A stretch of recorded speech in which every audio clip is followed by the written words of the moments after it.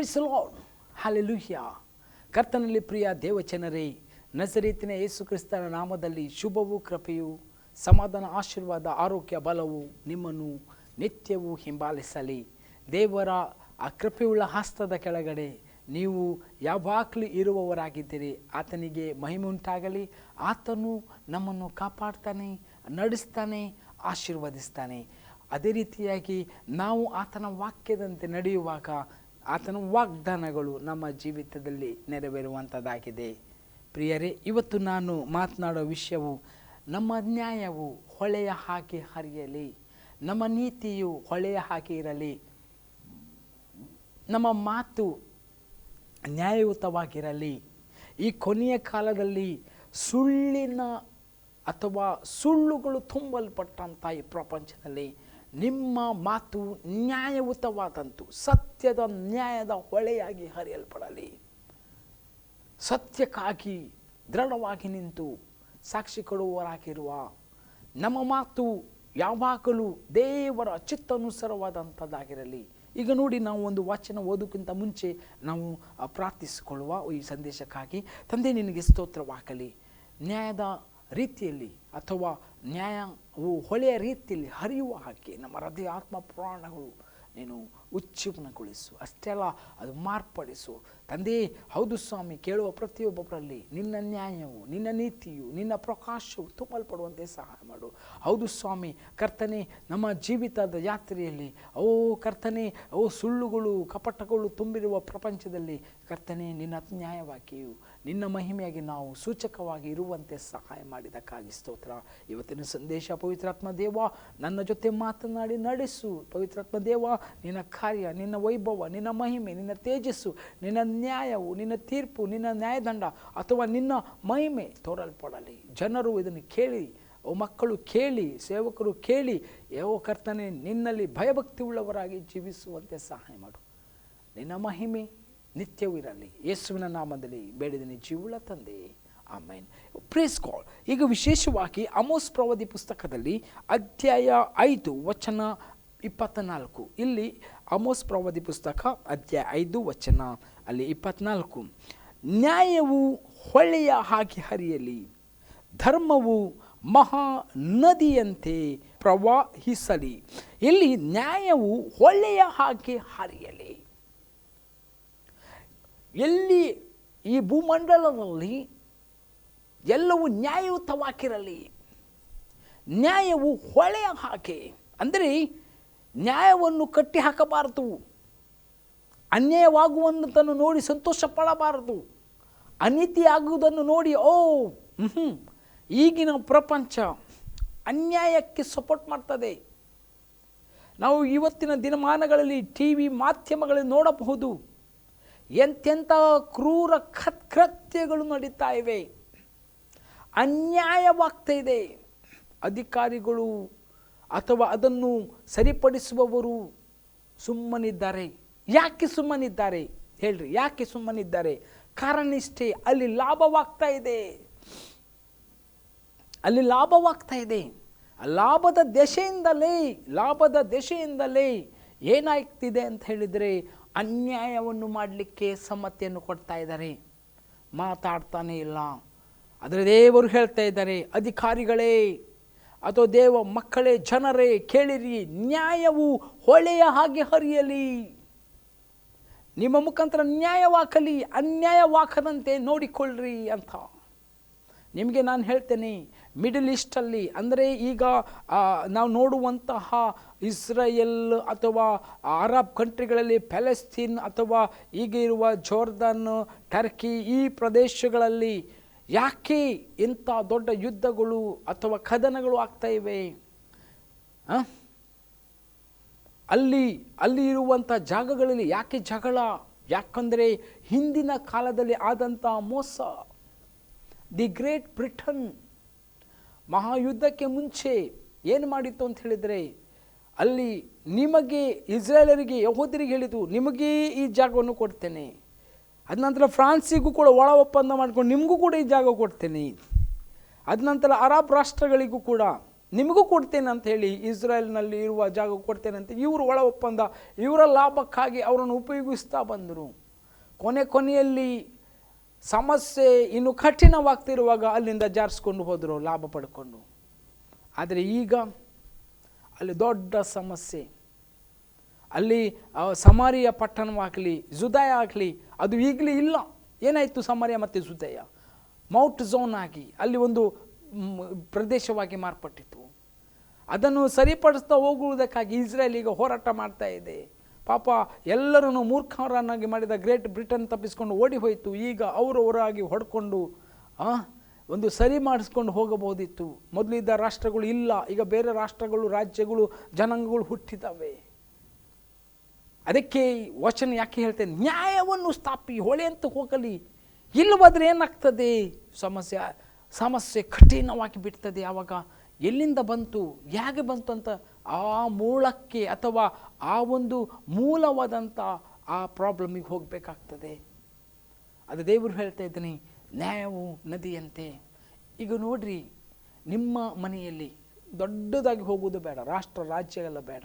ನಿಮ್ಮ ಮನೆಯಲ್ಲಿ, ನಿಮ್ಮ ಕುಟುಂಬಗಳಲ್ಲಿ ಆಸ್ತಿಯ ವಿಷಯಗಳಲ್ಲಾಗಲಿ, ಅಥವಾ ನಿಮ್ಮ ಮನೆಯಲ್ಲಿ 2-3 ಕುಟುಂಬಗಳಿದ್ದರೆ ನ್ಯಾಯವಾಗಿ ಆ ಹೆಂಡತಿ ಇವರ ಮಾತು, ಅವರ ಮಾತು, ಇವರ ಮಾತು ನ್ಯಾಯಯುತವಾಗಿ ಇರಬೇಕು. ಮನೆಯೊಳಗೆ ಜಗಳ ಬರುವಂಥದ್ದಾಗಿ ಇದು ತಪ್ಪಾಗಿ ಕಂಡು ಬಂದರೆ ಮನೆಯ ಹಿರಿಯರು, ಮನೆಯ ಗಂಡಸರು, ಮನೆಯ ಒಂದು ಸ್ಥಾನದಲ್ಲಿರುವವರು ಅದನ್ನು ದೃಢವಾಗಿ ಇಟ್ಟುಕೊಂಡು ಇದು ಸರಿಯಲ್ಲ, ಇದು ತಪ್ಪು ಮಾಡಿದವರಿಗೆ ಸಪೋರ್ಟ್ ಮಾಡೋದು, ಅನ್ಯಾಯ ಮಾಡ್ತಿರೋಗೂ ಸಪೋರ್ಟ್ ಮಾಡಿ, ಗೊತ್ತಿದ್ದು ಕೂಡ ಸುಮ್ಮನೆ ಇರುವುದು. ದೇವರು ಹೇಳ್ತಾ ಇದ್ದಾನೆ, ನೀವು ಅನ್ಯಾಯಕ್ಕೆ ಸಪೋರ್ಟ್ ಮಾಡಿದ್ದೀರಿ. ಜಗಳ ಆಗಲಿ, ಇನ್ನು ಕೆಲವರು ಅದಕ್ಕೆ ತುಪ್ಪವನ್ನು ಸುರಿದು ಬೆಂಕಿ ಹಚ್ಚಿ ಬಿಡೋದು. ಅದರಲ್ಲಿ ನಾನೇನು ಮಾಡ್ಕೊಳ್ತೇನೆ?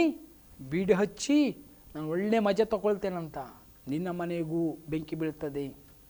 ಮೈ ಮೇಲೆ ಅಥವಾ ಬಟ್ಟೆ ಮೇಲೆ ನೀನು ಕೆಂಡವನ್ನು ಇಟ್ಟುಕೊಂಡ್ರೆ ಯಾರ ಮನೆಯನ್ನು ಸುಡ್ತಾ ಇದೆ, ಯಾರ ದೇಹ ಸುಡ್ತಾ ಇದೆ? ನಿನ್ನ ದೇಹವೇ. ಅಂದರೆ ಯಾರು ಅನ್ಯಾಯವನ್ನು ಮಾಡ್ತಾನೆ ಅವನ ದೇಹವೇ ಸುಡ್ತದೆ. ಅದಕ್ಕೆ ದೇವರು ಹೇಳ್ತಾ ಇದ್ದಾನೆ, ಅನ್ಯಾಯವನ್ನು ಮಾಡದೆ ನ್ಯಾಯವು ಹೊಳೆಯ ರೀತಿಯಲ್ಲಿ ಹರಿಯಲಿ, ಧರ್ಮವು ಮಹಾನದಿಯಂತೆ ಪ್ರವಹಿಸಲಿ. ಧರ್ಮ ಅಂದರೆ ನೀತಿ, ರೈಚಸ್ನೆಸ್. ಇವತ್ತು ದೇಶಗಳಲ್ಲಿ, ರಾಜ್ಯಗಳಲ್ಲಿ, ಜಿಲ್ಲೆಗಳಲ್ಲಿ ಜನರಿಗೆ ಗೊತ್ತೇ ಇಲ್ಲ. ನ್ಯಾಯ ಅಂದರೆ ಗೊತ್ತಿಲ್ಲ, ಧರ್ಮ ಅಂದರೆ ಗೊತ್ತಿಲ್ಲ, ಅಥವಾ ನೀತಿ ಅಂದರೆ ಗೊತ್ತಿಲ್ಲ. ಅವರಿಗೆ ಹೇಳುವವರೇ ಇಲ್ಲ. ಅದಕ್ಕೆ ವಚನ ಪ್ರವಾದಿಸಲು ಹೇಳ್ತದೆ, ಪ್ರವಾದಿಸುವವರು ಇಲ್ಲದಿರುವಲ್ಲಿ ಜನರು ಅಂಕೆ ಮೀರಿ ನಡೆಯುತ್ತಾರೆ. ಪ್ರವಾದಿಸುವವರು ಇಲ್ಲದಿದ್ದರೆ, ಪ್ರವಾದನೆ ಅಂದರೆ ಸತ್ಯವನ್ನು, ನ್ಯಾಯವನ್ನು ನುಡಿಯದಿದ್ದರೆ, ಹೇಳದಿದ್ದರೆ ಜನರು ಅಂಕೆ ಮೀರಿ ಅಂದರೆ ಘನಘೋರವಾದ ಸಂಗತಿಗಳು ನಡೀತದೆ. ಸಣ್ಣ ಸಣ್ಣ ವಿಷಯಗಳಿಗಾಗಿ ಜನರನ್ನು ಕೊಲೆ ಮಾಡುವಂಥದ್ದು ಅಥವಾ ಅನ್ಯಾಯ ಮಾಡುವಂಥದ್ದು, ದೋಚುವಂಥದ್ದು ನಾವು ನೋಡ್ತೇವೆ.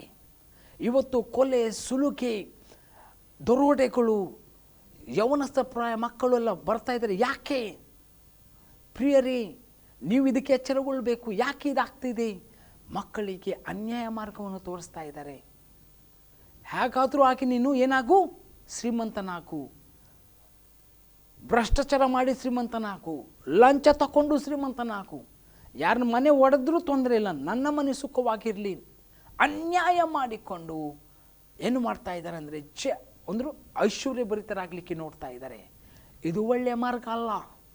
ಒಂದಲ್ಲ ಒಂದು ದಿನ ಇವರು ಟ್ರ್ಯಾಪ್ ಆಗ್ತಾರೆ, ಇವರು ಸಿಕ್ಕಿಕೊಳ್ತಾರೆ, ಇವರ ಅನ್ಯಾಯವು ತೋರಿ ಬರ್ತದೆ. ಆವಾಗ ಅವರಿಗೆ ತಪ್ಪಿಸಿಕೊಳ್ಳುವ ಮಾರ್ಗನೇ ಇರುವುದಿಲ್ಲ. ಅವರು ಜೇಡರ ಬಲೆಯಲ್ಲಿ ಸಿಕ್ಕಿಕೊಂಡ ರೀತಿಯಲ್ಲಿ ಇರ್ತಾರೆ. ಅವರು ಹೊರಗೆ ಬರಲಿಕ್ಕೆ ಮಾರ್ಗನೇ ಇರುವುದಿಲ್ಲ. ಅದಕ್ಕಾಗಿ ದೇವರು ತಾನೇ ನಮಗೆಲ್ಲರಿಗೂ ಹೇಳುವಂಥದ್ದಿಷ್ಟೇ, ನ್ಯಾಯವನ್ನು ಹೊಳೆಯಂತೆ ನೀವೇನು ಮಾಡಬೇಕು, ಹಾಗೆ ನಿಮ್ಮ ಜೀವಿತದಲ್ಲಿ ಹರಿಯಲಿ. ಪ್ರತಿಯೊಬ್ಬರಿಗೆ ನ್ಯಾಯವನ್ನು ಮಾತನಾಡ್ರಿ, ನ್ಯಾಯವನ್ನೇ ನೀನು ಉಪಯೋಗಿಸ್ರಿ, ಒಳ್ಳೆಯದನ್ನು ಹೇಳ್ರಿ.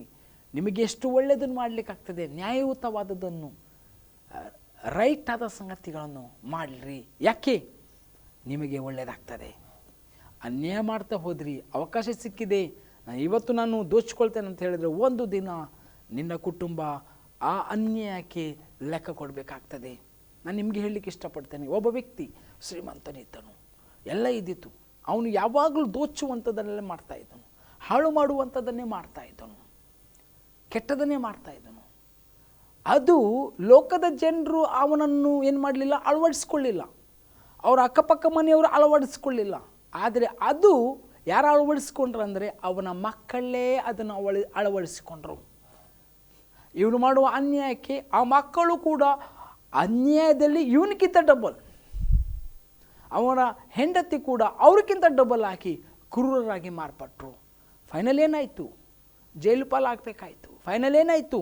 ಅವರ ಕೆಟ್ಟತನ ಬಟ್ಟಬಯಲಾಯಿತು. ಇವತ್ತು ನಾವು ನೋಡ್ತೇವೆ ಲೋಕದಲ್ಲಿ ಏನೆಲ್ಲ ಆಗ್ತಾಯಿದೆ. ಮಕ್ಕಳುಗಳು ರೇಪ್ ಮಾಡುವಂಥದ್ದು ಅಥವಾ ಸಲಿಂಗ ಕಾಮ ಮಾಡುವಂಥದ್ದು, ಕೆಟ್ಟ ಸಂಗತಿಗಳು ಮಾಡು, ಡ್ರಗ್ಸ್ ಅಮಲ್ ಕುಡಿತ, ಅಥವಾ ಸಣ್ಣ ಸಣ್ಣ ಯೌವನಸ್ಥರು ಕೂಡ ಎಲ್ಲಿ ಸಣ್ಣ ಸಣ್ಣ ರೀತಿಯಲ್ಲೆಲ್ಲ ದೊಡ್ಡ ರೀತಿಯಲ್ಲಿ ಕಳ್ಳತನ ದೊರಡೆ ಮಾಡಿ ಸಿಕ್ಕಿಕೊಂಡು ಜೈಲಿಗೆ ಹೋಗುವಂಥದ್ದು ನಾವು ನೋಡ್ತೇವೆ. ಯಾಕೆ? ಇಷ್ಟೇ ಸಿಂಪಲ್. ನ್ಯಾಯವನ್ನು ಆಚರಿಸಲಿಲ್ಲ. ನ್ಯಾಯವನ್ನು ಆಚರಿಸುವ ಮಕ್ಕಳು, ನ್ಯಾಯವನ್ನು ಮಾಡುವ ಮಕ್ಕಳು, ನ್ಯಾಯದಲ್ಲಿ ಸಂತೋಷ ಪಡುವ ಮಕ್ಕಳು ಅನ್ಯಾಯದ ಸಂಗತಿ ಅವರಲ್ಲಿ ಇರುವುದಿಲ್ಲ. ಅವರು ಕೆಟ್ಟ ಮಾರ್ಗಕ್ಕೆ ಬೀಳುವುದಿಲ್ಲ. ಅದಕ್ಕೆ ತಂದೆ ತಾಯಿಗಳು ಯಾವಾಗಲೂ ಎಚ್ಚರಿವುಳ್ಳವರಾಗಿರಬೇಕು. ನಿಮ್ಮ ಮಕ್ಕಳು ಸಣ್ಣ ಪೆನ್ಸಿಲ್ ಕೂಡ ಕತ್ಕೊಂಡು ಬಂದರು, ಫಸ್ಟು ಕೋಲು ಕೊಟ್ಟವ್ರಿಗೆ ಹೇಳಬೇಕು ವಾಪಸ್ ಕೊಡೋದು, ಮತ್ತು ಅದಕ್ಕೆ ಪನಿಷ್ಮೆಂಟ್ ನೀವು ಕೊಡಬೇಕು. ತಪ್ಪು ಮಾಡಿದೆ ನೀನು, ಇಂಥದ್ದೆಲ್ಲ ಮಾಡಬೇಡ. ಸಣ್ಣ ಸಂಗತಿಯಲ್ಲಿ ಅಯೋಗ್ಯನಾಗಲಿಕ್ಕೆ ಅವನು ನೋಡ್ತಾ ಇದ್ದರೆ ದೊಡ್ಡ ಸಂಗತಿಯನ್ನು ಅವನಿಗೆ ಮಾಡಲಿಕ್ಕೆ ಅವನಿಗೆ ದೊಡ್ಡ ವಿಷಯನಾಗಿರುವುದಿಲ್ಲ. ಯಾಕಂದರೆ ಸಣ್ಣ ಪ್ರಾಯದಲ್ಲಿ ನೀವು ಶಬಾಷ್ ಮಗನೇ, ರಬ್ಬರ್ ತಂದೆಯಾ, ಪೆನ್ಸಿಲ್ ತಂದೆಯಾ, ಪೆನ್ ತಂದೆಯಾ, ಒಳ್ಳೆ ಆಯಿತು, 5 ರೂಪಾಯಿ ಉಳೀತು. ಇವತ್ತು ನೀನು 5 ರೂಪಾಯಿ ಉಳಿಸ್ಲಿಕ್ಕೆ ಹೋಗಿ ನಿನ್ನ ಮಗಳ ಭವಿಷ್ಯವನ್ನು ಹಾಳು ಮಾಡ್ತಾ ಇದ್ದಿ. ಅದಕ್ಕಾಗಿ ಎಚ್ಚರಿಕೆಯಿಂದಿರು. ಯಾವುದೇ ಅನ್ಯಾಯವಾದ ಸೊತ್ತುಗಳು ಅವನಿಗೆ ಬರದಂತೆ, ಆ ಒಂದು ಕಲ್ಮಶ, ಆ ಒಂದು ಕೆಟ್ಟ ಸ್ಪಿರಿಟ್ ಅವನ ಒಳಗಡೆ ಪ್ರವೇಶ ಮಾಡದಂತೆ ತಂದೆ ತಾಯಿಗಳೇ ಎಚ್ಚರಿಕೆಯಿಂದ ಕಾಪಾಡಿಕೊಳ್ಳ್ರಿ.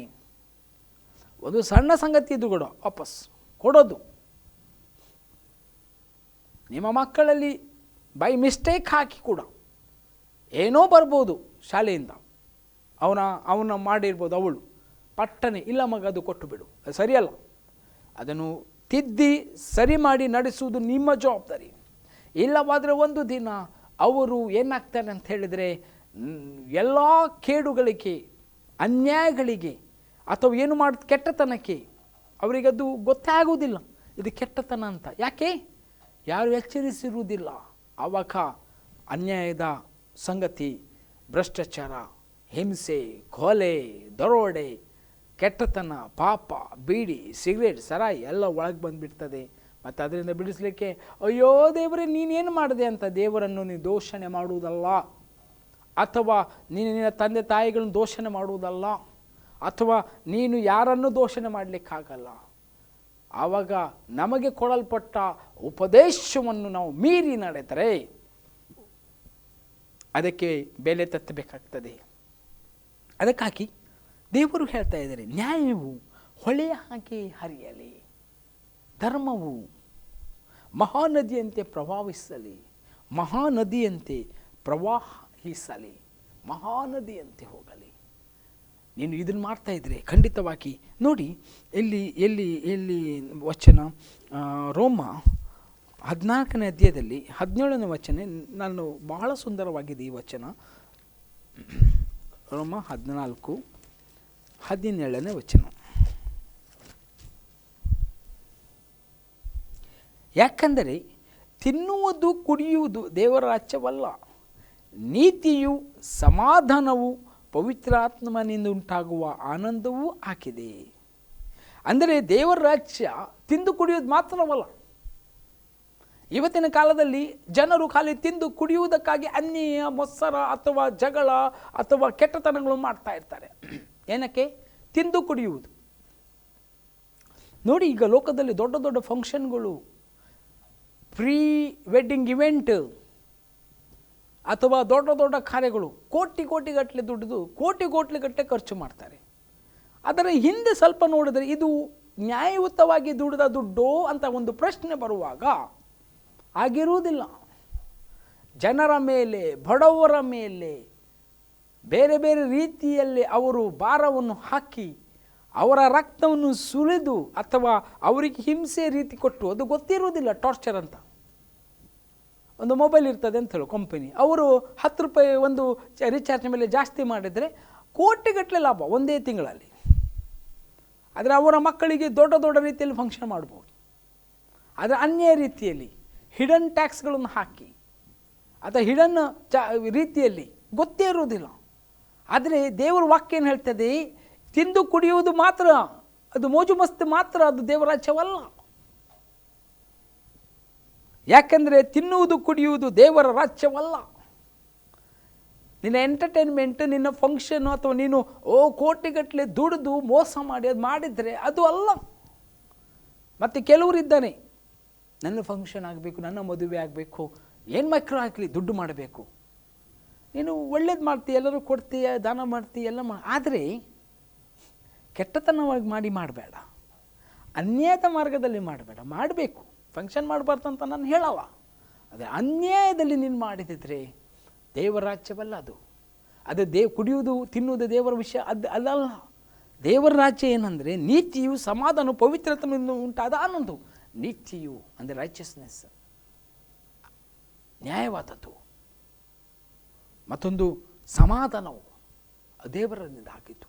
ಅದು ಬಿಟ್ಟು ಅದು ಎಡಕ್ಕೆ ಬಲಕ್ಕೆ ಹೋದರೆ ನೀನು ಏನು ಮಾಡಬೇಕಾಗ್ತದೆ?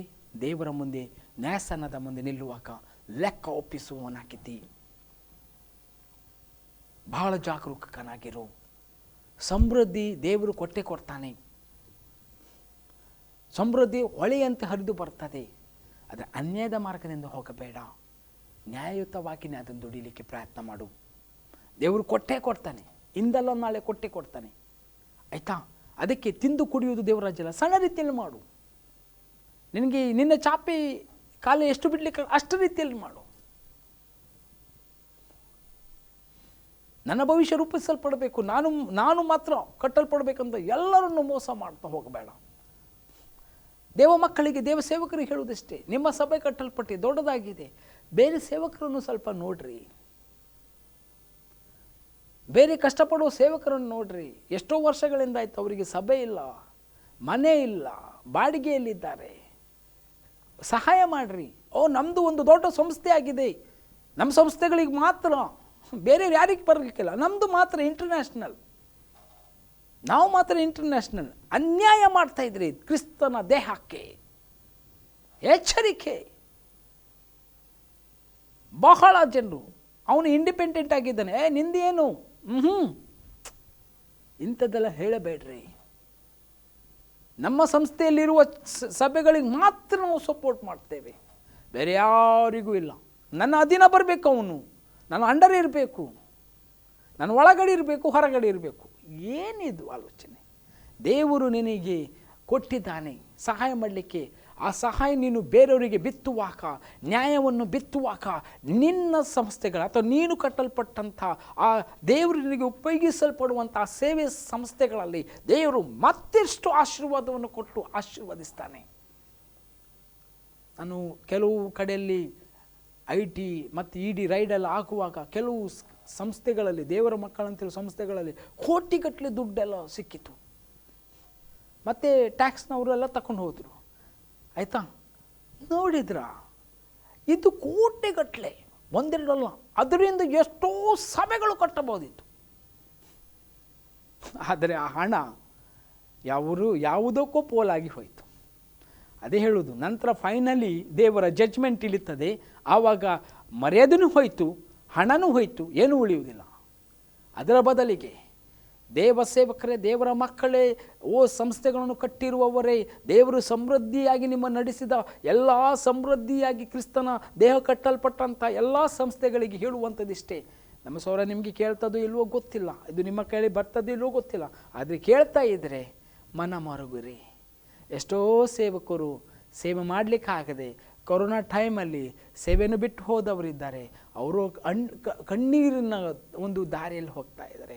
ಎಷ್ಟೋ ಜನರು ಸೇವೆ ಮಾಡಬೇಕು, ನಾನು ಇವತ್ತು ನಿಲ್ಲಬೇಕು, ನಾಳೆ ನಿಲ್ಲಬೇಕು, ಕುಟುಂಬದ ಪೋಷಣೆಗಿಲ್ಲದೆ ಕಷ್ಟಪಡ್ತಾ ಇದ್ದಾರೆ, ಊಟಕ್ಕಿಲ್ಲದೆ ಕಷ್ಟಪಡ್ತಾ ಇದ್ದಾರೆ, ಕಾಣಿಕೆ ಕಷ್ಟಪಡ್ತಾ ಇದ್ದಾರೆ, ಸಭೆ ಇಲ್ಲದೆ ಕಷ್ಟಪಡ್ತಾ ಇದ್ದಾರೆ. ಇನ್ನು ಎಷ್ಟೋ ಸೇವಕರು ಆತ್ಮಗಳು ಎಲ್ಲ ಇದೆ, ಆಲಯ ಕಟ್ಟಲಿಕ್ಕೆ ಒಂದು ಜಾಗನೂ ಇಲ್ಲ, ಅಥವಾ ಮನೆಗಳಲ್ಲಿ ಆರಾಧನೆ ಮಾಡಿ ಎಷ್ಟೋ ಜನರ ನಿಂದೆ ಹಿಂಸೆಯಿಂದ ಅವರು ದಾಟಿ ಹೋಗ್ತಾ ಇದ್ದಾರೆ.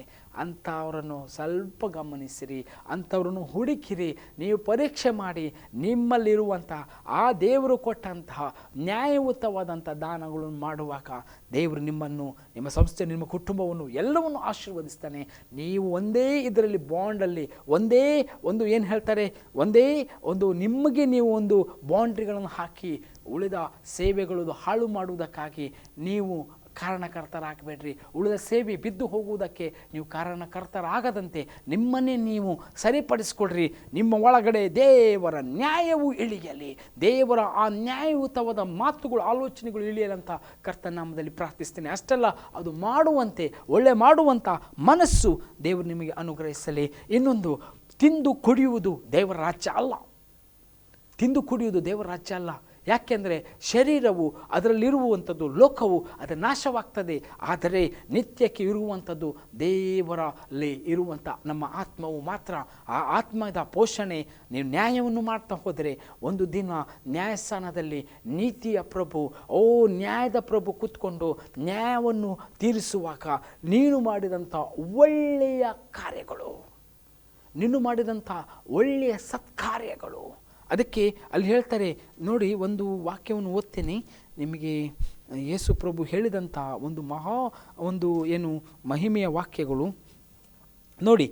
ಮತ್ತಾಯ 25 ವಚನ 34, ಆಗ ಅರಸನು ತನ್ನ ಬಲಗಡೆಯಲ್ಲಿ ಇರುವವರಿಗೆ, ನನ್ನ ತಂದೆಯ ಆಶೀರ್ವಾದ ಹೊಂದಿದ್ದವರೇ ಬನ್ನಿರಿ, ಬನ್ನಿರಿ, ಲೋಕಾದಿಯಿಂದ ನಿಮಗೋಸ್ಕರ ಸಿದ್ಧ ಮಾಡಿದ ರಾಜ್ಯವನ್ನು ಸ್ವಾಸ್ಥ್ಯವಾಗಿ ತೆಗೆದುಕೊಳ್ಳಿ. ಲೋಕಾದಿಯಿಂದ ಉಂಟು ಮಾಡಿದ ಸ್ವಾಸ್ಥ್ಯಕ್ಕೆ ನ್ಯಾಯವನ್ನು ನಾವು ಮಾಡಬೇಕಾಗಿದೆ, ನ್ಯಾಯವಾಗಿ ಜೀವಿಸಬೇಕಾಗಿದೆ. ಮುಂದೆ ಹೋಗುವಾಗ, ನಾನು ಹಸಿದಿದ್ದೆನು, ನನಗೆ ಊಟ ಕೊಟ್ಟಿರಿ, ನಾನು ಬಾಯಾರಿದ್ದೆನು, ನನಗೆ ಕುಡಿಯುವುದಕ್ಕೆ ಕೊಟ್ಟಿರಿ, ನಾನು ಪರದೇಶಿಯಾಗಿದ್ದೆನು, ನನ್ನನ್ನು ಸೇರಿಸಿಕೊಂಡಿರಿ, ಬಟ್ಟೆ ಇಲ್ಲದವನಾಗಿದ್ದೆನು, ನನಗೆ ಉಡುವುದಕ್ಕೆ ಕೊಟ್ಟಿರಿ, ರೋಗದಲ್ಲಿ ಬಿದ್ದಿದ್ದೆನು, ನನ್ನನ್ನು ಆರೈಕೆ ಮಾಡಿದ್ದಕ್ಕೆ ಬಂದಿದ್ರಿ, ಸೆರೆಮನೆಯಲ್ಲಿದ್ದೆನು, ನನ್ನನ್ನು ನೋಡುವುದಕ್ಕೆ ಬಂದಿರಿ ಎಂದು ಹೇಳುವನು.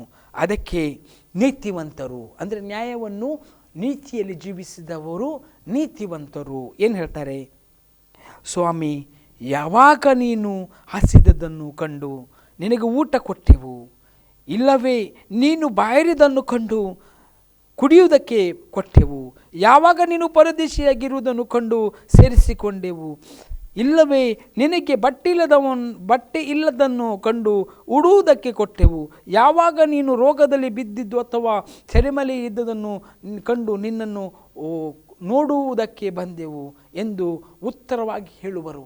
ಅವ್ರಿಗೆ ಹೇಳ್ತಾರೆ, ನಾನು ಯಾವಾಗ ಇದೆಲ್ಲ ಯಾವಾಗ ಮಾಡಿದೆ? ಇವತ್ತು ಎಷ್ಟು ಬಡವರು, ಅನಾಥರು, ಬಿದ್ದಿರ್ತಾರೆ, ಎಷ್ಟೋ ಸಹಾಯ ಮಾಡಬೇಕು, ಎಷ್ಟೋ ಸಹಾಯ ಮಾಡಬಹುದು, ಎಷ್ಟೋ ದಾನದ, ಆದರೆ ಮಾಡ್ತಾ ಇಲ್ಲ ಕೆಲವರು.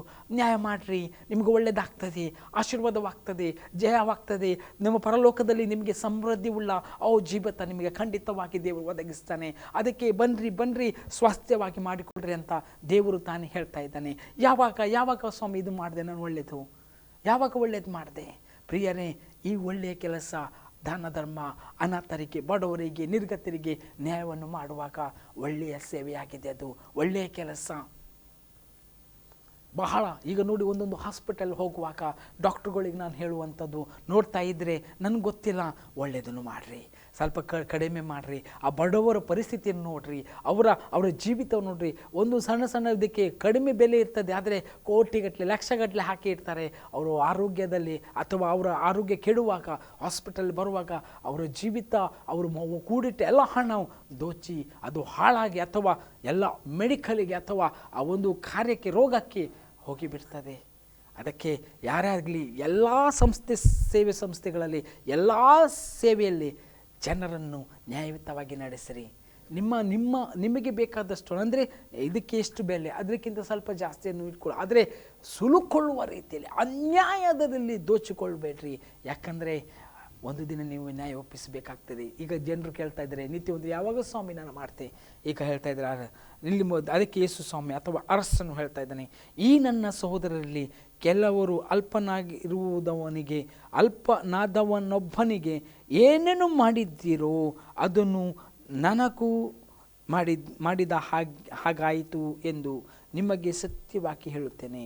ಆಮೇಲೆ ಆತನು ಎಡಗಡೆಯಲ್ಲಿ ಇರುವವರಿಗೆ, ಶಾಪಗ್ರಸ್ತರೇ, ನನ್ನನ್ನು ಬಿಟ್ಟು ಪಿಚಾಚಿಗೂ ಅವನ ದೂತರಿಗೂ ಸಿದ್ಧ ಮಾಡಿದ ನಿತ್ಯ ಬೆಂಕಿಯೊಳಗೆ, ನಿತ್ಯ ನರಕ ಒಳಗೆ ಹೋಗ್ರಿ. ಮುಂದೆ ಹೇಳ್ತಾರೆ ಅಲ್ಲಿ, ನಾನು ಹಸಿದಿದ್ದೆನು, ನೀವು ನನಗೆ ಊಟ ಕೊಡುವುದಿಲ್ಲ.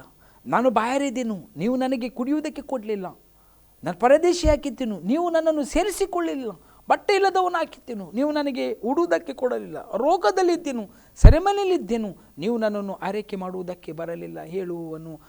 ಅದಕ್ಕೆ ಅವರು ಸಹ, ಸ್ವಾಮಿ ನೋಡಿ, ಯಾವಾಗ ನೀನು ಹಸಿದವನಾಗಿದ್ದನು, ನೀನು ಬಾಯಾರಿದವನಾಗಿದ್ದನು, ನೀನು ಪರದೇಶಿಯಾಗಿದ್ದನ್ನು, ಬಟ್ಟೆ ಇಲ್ಲದವನಾಗಿದ್ದನ್ನು, ರೋಗದಲ್ಲಿ ಬಿದ್ದಿದ್ದನ್ನು, ಸೆರೆಮನೆಯಲ್ಲಿದ್ದನ್ನು ಕಂಡು ನಿನಗೆ ಉಪಚಾರ ಮಾಡದೆ ಹೋದೆವು ಅನ್ನುವರು. ಆಗ ಆತನು, ನೀವು ಈ ಕೇವಲ ಅಲ್ಪವಾದವರಲ್ಲಿ ಒಬ್ಬನಿಗೆ ಏನೇನು ಮಾಡದೆ ಹೋಗಿದ್ದೀರೋ ಅದನ್ನು ನನಗೂ ಮಾಡದೆ ಹೋದಾಗೆ ಆಯಿತು ಎಂದು ನಿಮಗೆ ಸತ್ಯವಾಗಿ ಹೇಳುತ್ತೇನೆ. ಮತ್ತು ಇವರು ನಿತ್ಯ ಶಿಕ್ಷೆಗೂ ನೀತಿವಂತರು ನಿತ್ಯ ಜೀವಕ್ಕೂ ಬಾಧ್ಯರಾಗುವರು, ಹೋಗುವರು. ನೀನು ಈಗ ಯಾವುದಕ್ಕೆ ಬಾಧ್ಯನಾಗಲಿಕ್ಕೆ? ಅದಕ್ಕೆ ನ್ಯಾಯವನ್ನು ಸ್ಥಾಪಿಸು ಅಂತ ಹೇಳಿದರೆ, ಹೊಳೆಯಂತೆ ಇರಲಿ, ಒಳ್ಳೆಯದನ್ನು ಮಾಡು. ಬಡವರಿಗೆ, ಅನಾಥರಿಗೆ, ವಿಧವರಿಗೆ ಎಲ್ಲರಿಗೆ ಎಷ್ಟು ನಿನ್ನಿಂದ ಒಳ್ಳೇದು ಮಾಡಲಿಕ್ಕಾಗ್ತದೆ ಒಳ್ಳೆಯದನ್ನು ಮಾಡು. ದೋಚಿಕೊಂಡು ಕೊಡಬೇಡ, ಕೆಟ್ಟತನದಿಂದ ಕೊಡಬೇಡ. ಒಂದು ನಮ್ಮ ಊರಲ್ಲಿ ಅಥವಾ ನಮ್ಮ ಒಬ್ಬ ಓಶಿ ಮಡ್ಕ ಮಾಡ್ತಿದ್ದ, ಒಂದು ಸಲ ಎಲ್ಲ ದೋಚಿಕೊಳ್ಳೋದು, ಒಂದು ಹಬ್ಬ ಬಂದರೆ ಊಟ ಹಾಕೋದು ಅಷ್ಟೇ. ನನ್ನ ಪಾಪ ಪರಿಹಾರ ಇಲ್ಲ, ಅದು ಅಲ್ಲ, ಆದ ರೀತಿ ಅಲ್ಲ. ನ್ಯಾಯಯುತವಾಗಿ ದುಡಿ, ನ್ಯಾಯಯುತವಾಗಿ ಕೊಡು. ಮತ್ತು ನಿನ್ನಿಂದ ಎಷ್ಟು ಸಹಾಯ ಆಗ್ತದೆ ಅಷ್ಟು ಮಾಡು.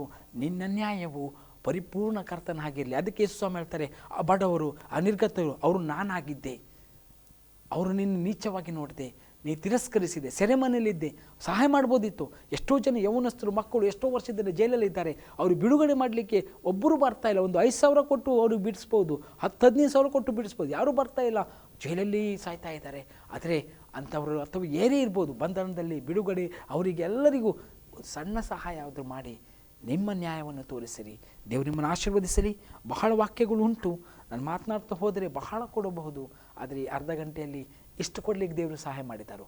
ಅದಕ್ಕೆ ನಿನ್ನ ನ್ಯಾಯವು ಹೊಳೆಯ ಹಾಗೆ ಹರಿಯಲಿ, ನಿನ್ನ ಧರ್ಮವು ದೊಡ್ಡ ಮಹಾ ನದಿಯಂತೆ ಪ್ರಭಾವಿಸಲಿ.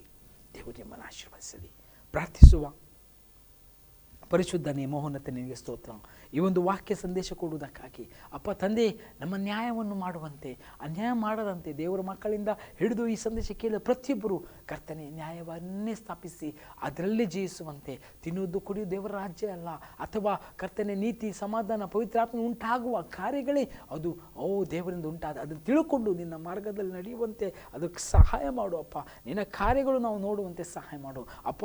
ನಮ್ಮಲ್ಲಿ ನಿನ್ನ ಪವಿತ್ರಾತ್ಮನ ಮುದ್ರೆಯನ್ನು ಕೇಳ್ಕೊಳ್ತೇನೆ. ನೀತಿ ನ್ಯಾಯ ನ್ಯಾಯ ತಿರುವಿಕೆ ಇದೆ ಅಂತ ಹೇಳಿಕೊಂಡು ಜನರು ಪಾಪ ನೀತಿ ಆ ವಿಷಯದಲ್ಲಿ ಅರಿವುಂಟಾಕಿ ಜನರು ನಿನ್ನ ಕಡೆಗೆ ತಿಳ್ಕೊಳ್ಳುವಂತೆ ಸಹಾಯ ಮಾಡು. ನಿನ್ನ ಬೆಂಕಿ, ನಿನ್ನ ಮಾಹಿಮೆ, ನಿನ್ನ ತೇಜಸ್ವಿ ತುಂಬಲ್ಪಡಲಿ. ಇಷ್ಟು ತನಕ ಮಾಡಿದ್ದು ಸಾಕು, ಇನ್ನು ಮುಂದೆ ಆ ಕೆಟ್ಟ ಕಾರ್ಯಗಳು ಪಾಪಗಳಲ್ಲಿ ಬಿದ್ದು ಹೋಗದಂತೆ ನಿನ್ನ ಹೃದಯ, ನಿನ್ನ ಆತ್ಮ, ನಿನ್ನ ಮಹಿಮೆ, ನಿನ್ನ ತೇಜಸ್ಸು, ನಿನ್ನ ನ್ಯಾಯ ಅವರಲ್ಲಿ ತುಂಬಲ್ಪಡಲಿ. ದೇವರಾತ್ಮನ ಕಾರ್ಯಗಳು, ದೇವರಾತ್ಮನ ಫಲಗಳು, ದೇವರಾತ್ಮನ ಪರಿಪೂರ್ಣವಾದ ನಡೆಸುವಿಕೆ, ವಾಕ್ಯದ ಮಹಿಮೆ, ರಕ್ಷಣೆ ಇವರಲ್ಲಿ ನಿತ್ಯ ಉಂಟಾಗಲಿ. ಬೇಕಾದ ಸಹಾಯವು, ಸಮೃದ್ಧಿ, ಆರೋಗ್ಯ, ಬಲ ಯಾವಾಗಲೂ ಕೊಟ್ಟು ನಡೆಸು.